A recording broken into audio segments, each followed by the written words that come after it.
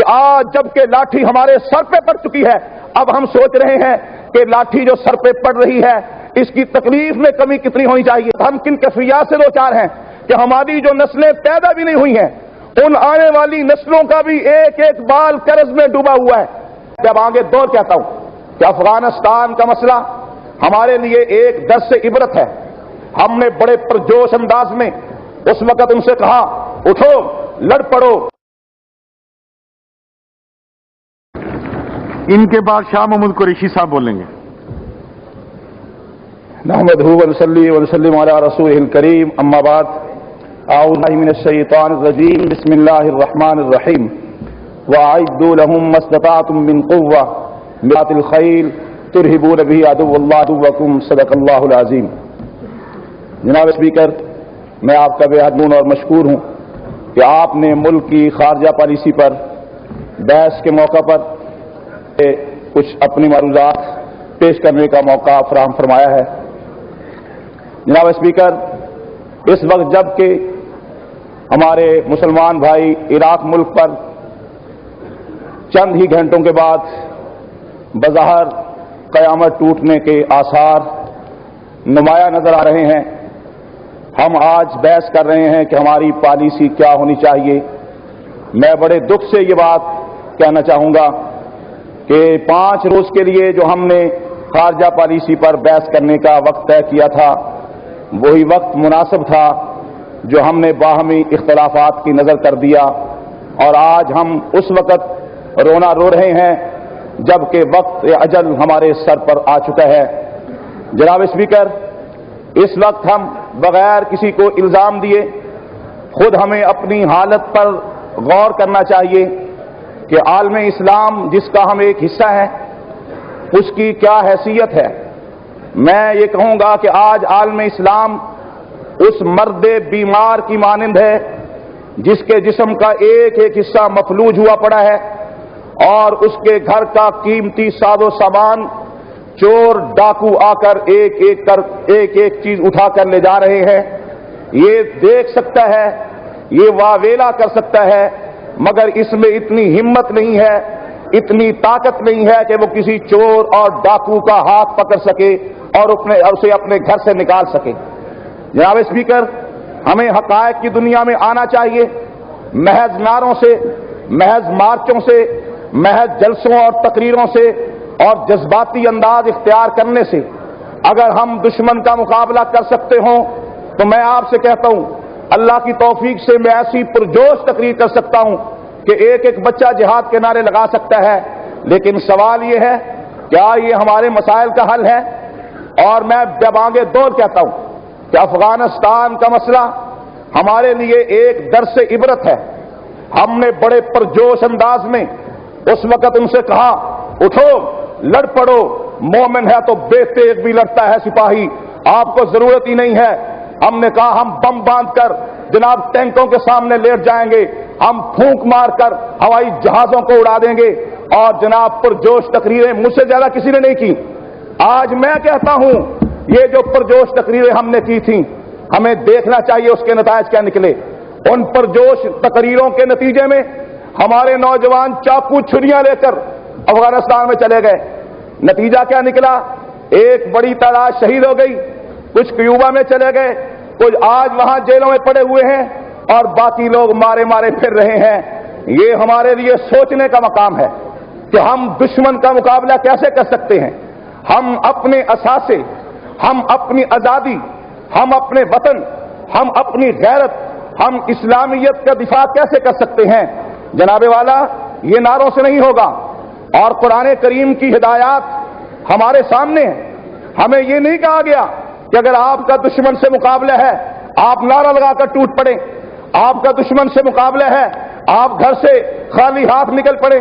آج ہم یہ تو کہتے ہیں فضائے بدر پیدا کر فرشتے تیری نصرت کو اتر سکتے ہیں گردوں سے قطار اندر قطار اب بھی، مگر فضائے بدر پیدا کیسے کی جاتی ہے؟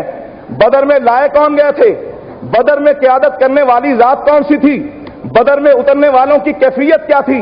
جناب والا، قرآن کریم کی جو آیت مبارکہ میں نے تلاوت کی ہے اس میں اسی بات کی طرف دعوت دی گئی ہے، اے ایمان والو تمہیں اپنے دفاعی انداز میں اتنی قوت اور طاقت حاصل کرنی چاہیے، اتنی تیاری کر لینی چاہیے تمہیں کہ ترہبون بھی عدو اللہ وعدوکم، تمہاری طاقت، تمہاری ہمت اور تمہارے وسائل کی بنیاد پر تم اتنے مضبوط ہو کہ خدا کا دشمن تمہاری قوت اور طاقت کو دیکھ کر خوف زدہ ہو جائے اور اس پر اتنا رعب طاری ہو جائے کہ وہ تمہاری طرف میلی آنکھ سے دیکھنے کی بھی جرات نہ کر سکے۔ آج ہماری حالت یہ ہے کہ ہر میدان میں ہم پیچھے ہیں، علم کا میدان ہو، اقتصادیات کا میدان ہو۔ آج ہم کہتے ہیں ہم نیوکلیئر پاور ہیں، لیکن سوال یہ ہے ہم عالم اسلام کا بازوئے شمشیر زن تو ہیں، لیکن ہم تو قرض کی بیساکھیوں پر کھڑے ہوئے ہیں۔ اگر آپ کے بازو میں طاقت ہے اور تلوار اٹھا سکتا ہے مگر آپ اپنے پاؤں پہ چل ہی نہیں سکتے ہیں تو یہ بازوئے شمشیر زن کیا کرے گا؟ اگر آج ہمارے پاس بظاہر کچھ چیزیں ہیں لیکن سوال یہ ہے ہم عالم اسلام کا جو ایک حصہ ہیں، اس وقت ہم کن کیفیات سے دوچار ہیں کہ ہماری جو نسلیں پیدا بھی نہیں ہوئی ہیں ان آنے والی نسلوں کا بھی ایک ایک بال قرض میں ڈوبا ہوا ہے۔ جناب اسپیکر، آج ہم کسی عنوان پر تقریر تو کر سکتے ہیں لیکن سوچنے کی بات ہے آج جن حالات سے ہم دوچار ہیں یہ مصیبت ہم پر کیوں آ پڑی ہے؟ آج حیرت کی بات ہے ہم معجزات کے انتظار میں ہیں۔ ہم چاہتے ہیں اچانک کوئی معجزات رونما ہو جائیں گے۔ ہم معجزات کے انتظار میں رہے افغانستان میں بھی کہ بڑے معجزے رونما ہوں گے، لیکن نہیں، خدا نے آج تک اس قوم کی حالت نہیں بدلی جسے اپنی خود آزادی اور فکر اور جسے خود اپنی حالت بدلنے کی جو ہے وہ فکر نہ ہو۔ ہم نے اپنی حالت کی تبدیلی کے لیے کیا کیا ہے؟ آج حالت یہ ہے کہ مسئلہ عراق کا ہمارے سامنے تھا لیکن ہم خود خلفشار کا شکار تھے۔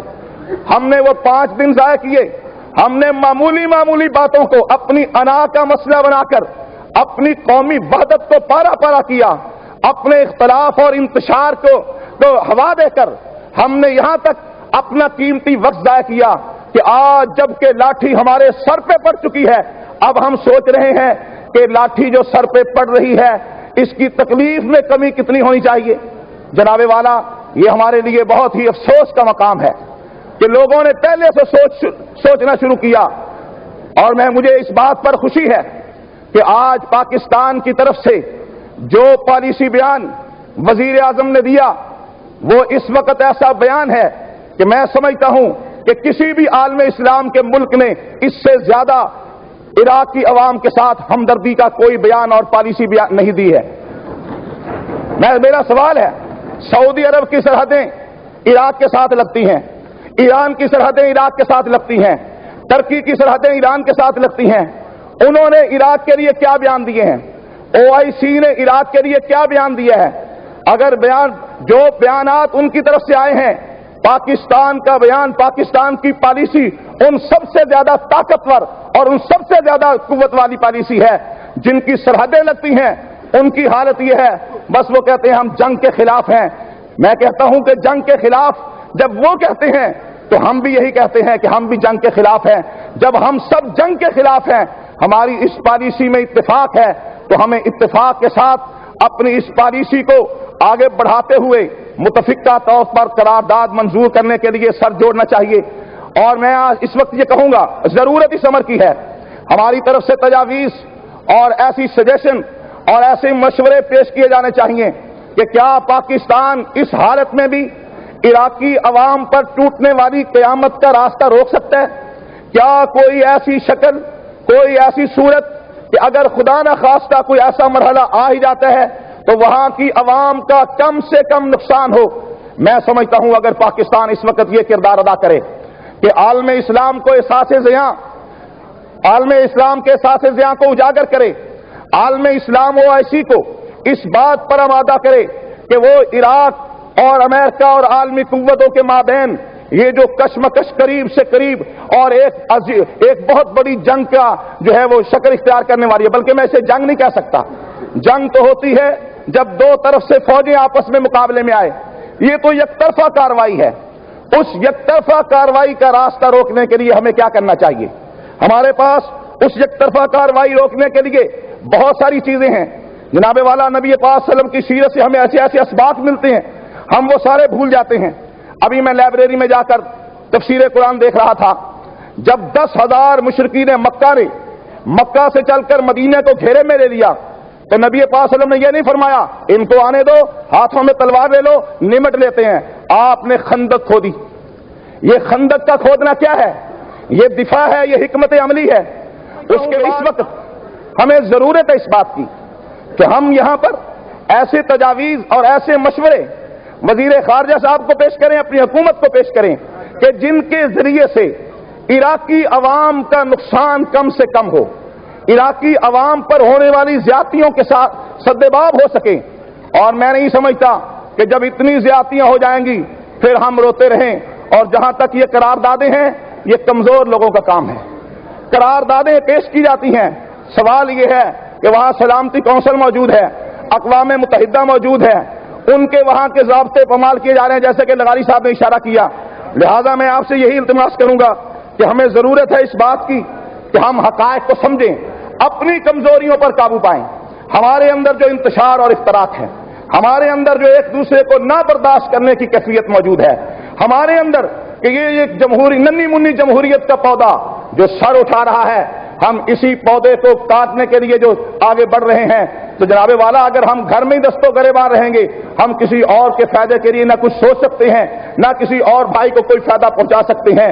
اپنے اداروں کو مضبوط کیجئے، اپنی خامیوں پر قابو پائیں، اور وہ تمام کی تمام بیماریاں جو آج عالم اسلام اور پاکستان کے جسد میں سرایت کر چکی ہیں، ایک ایک بیماری کے علاج پر توجہ دیجئے.